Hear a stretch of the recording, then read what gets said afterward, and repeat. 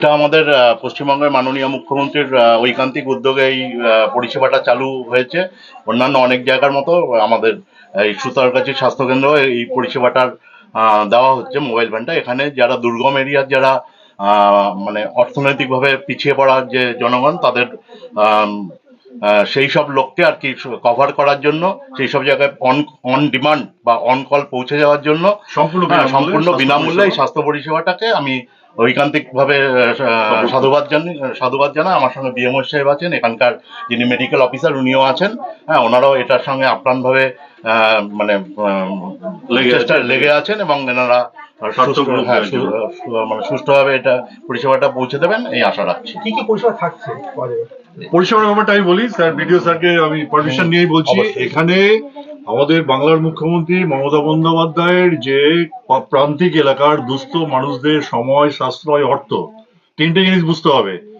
সেখানে যেখানে পৌঁছাতে পারে না স্বাস্থ্য পরিষেবা, সেখানে আমরা দুয়ারে গিয়ে তাদের স্বাস্থ্য পরিষেবা দেব সম্পূর্ণ বিনামূল্যে। কিছু প্যাথোলজিক্যাল টেস্টও আছে, সুগার পরীক্ষা আছে, ইসিজি আছে, ব্লাড প্রেশার মাপবো, সমস্ত কিছু আছে। প্রয়োজনে আমাদের এই প্রেসক্রিপশন নিয়ে রুগীরা একটু বড় জায়গায় যাবে, সেখানে বিনা পয়সায় টোটাল স্বাস্থ্য পরিষেবার প্যাকেজটা পাবে।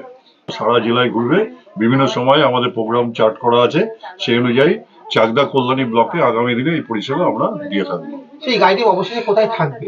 আপাতত আমাদের বিএমএ স্যার আছে, বিএমএ স্যারের অফিসের কাস্টডিতে থানার তত্ত্বাবধান এটা থাকবে, কারণ যথেষ্ট মূল্যবান যন্ত্রপাতি এখানে আছে, তার রক্ষণাবেক্ষণের দায়িত্ব বিএমএ স্যারের, তেমনি হবে থানারও অবশ্যই।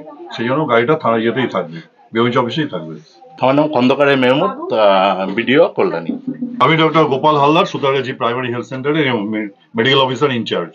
স্যার, এইভাবে ভ্রাম্যমাণ যে গাড়িটা, সেটা তো জনগণ সবই পরিষেবা পাবে, কিন্তু হসপিটালের পরিষেবা কি আরো উন্নতি হবে আগামী দিনে? দেখুন, এটা আস্তে আস্তে মানে যেটা আমাদের মুখ্যমন্ত্রী এগোচ্ছেন যে পথে, সেটা আশা করছি যেরকম ভ্রাম্যমাণ এই যে এই ভেহিকেলটা চালু করে, তো আস্তে আস্তে মানে সেটা আমরাও আশাবাদী।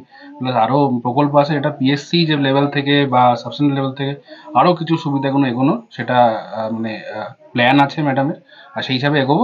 আর আশা করছি ইন দ্য ফিউচার আরও কিছু জিনিস আমরা ফ্রম গ্রাসরুট লেভেল, যেটা আপনি চাইছেন সাবসেন্ট রেজলিউশন, সেটাও অ্যাভেলেবেল হবে। আমার নাম ডক্টর নীলাংশু দাস, আমি ব্লক মেডিকেল অফিসার হেলথ, চাকদার কল্যাণী ব্লক, নদিয়া।